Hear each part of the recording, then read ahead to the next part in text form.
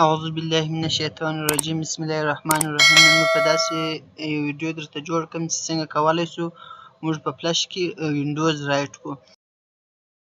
تېره ویډیو کې مو په دا برابر ویډیو جوړ کړی و چې څنګه کولی شو سی ډي څخه وینډوز کاپي کړو، کمپیوټر ته ایسو فایل جوړ کړو. نن یو په دې برابر د څنګه کولی شو هغه ایسو فایل راواخلو او په فلش کې یې رایټ کړو. نو د رایټولو لپاره تاسو باید یو پروګرام انسټال کړئ چې هغه پروګرام لینک زه د ټلګرام په چینل کې درته ایږدمه. هغه پروګرام زه تاسو ته په ټلګرام چینل کې هم پورته کوم، تاسو کولی شئ چې د هغه ځای څخه یې ډاونلوډ کړئ. کله چې تاسو د ډاونلوډ کړئ نو رایټ کلیک پر وکړئ. کله چې مو رایټ کلیک پر وکړئ دلته به اگزیټ فایل پر ووایي. کله چې په ده کلیک وکړئ دلته به ډیسکټاپ ته انتخاب کړئ.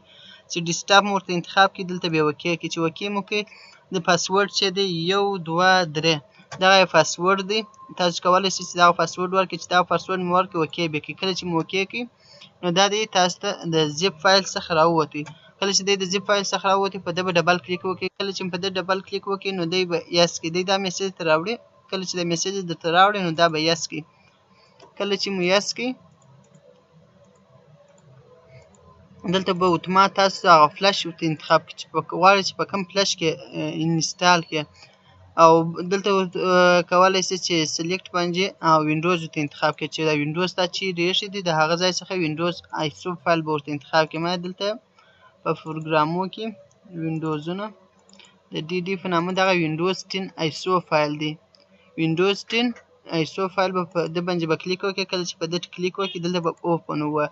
کله چې اوپن پر والي دلته تا ته دوه میسجه درکوي، یو جي پی ټي دی بل ام بي آر دی. ټول عمر اکثره کمپیوټران وینډوز چې رایټوي هغه ام بي آر کې رایټوي او جي پی ټي بیا هغه کمپیوټران چې په ام بي آر یې کار نه کوي بیا به جي پی ټي ورته انسټالوي. نو زه اوس فلحاله ام بي آر ورته انتخابومه.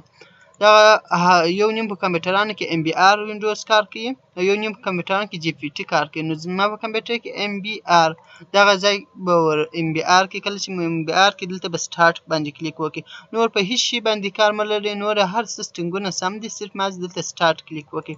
کله چې په سټارټ کلیک وکړئ دغه میسج درته راوړي، دا میسج به اوکې کړئ. چې دا میسج مو اوکې کړئ تقریبا دغه نیم ساعت وخت نیسي. نو زیات وخت زه ویډیو سټاپوم. کله چې آخري شیبې شولې زه ویډیو پلی کوم. نو هیڅ زړه مه ورته په تنګوئ، دا خامخا دغونه وخت نیسي. کله چې دا رایټ شو نو بیا تر ډېره وخته پورې تاسو ته دغه وینډوز کار کوي. د دغه ویډیو اپلیکیشن تاسو کولی شئ زموږ د ټلګرام له چینل څخه یې ډاونلوډ کړئ. موږ د ټلګرام چینل کله چې زموږ یوټیوب چینل ته راشئ، زموږ د یوټیوب چینل سره د ګرافیکس ډیزاین را لاندې دا ایمیل دی. د ایمیل را لاندې به په دغه لینک باندې به کلیک وکړئ. کله چې په دغه لینک وکړئ انټو مور لینک باندې مو کلیک وکړئ. کله چې په دغه لینک کلیک وکړئ دلته به راشئ ټلګرام په چینل باندې په دا شنه خط باندې به کلیک وکړئ.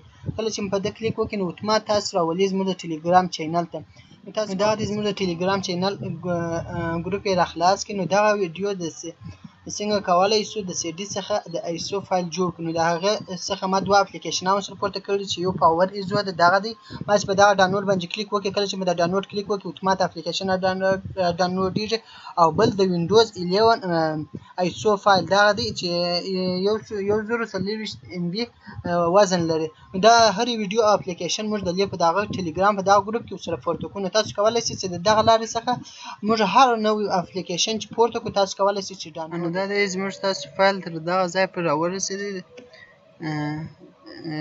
تر دغه ځای پورې په شکل رایټ شو.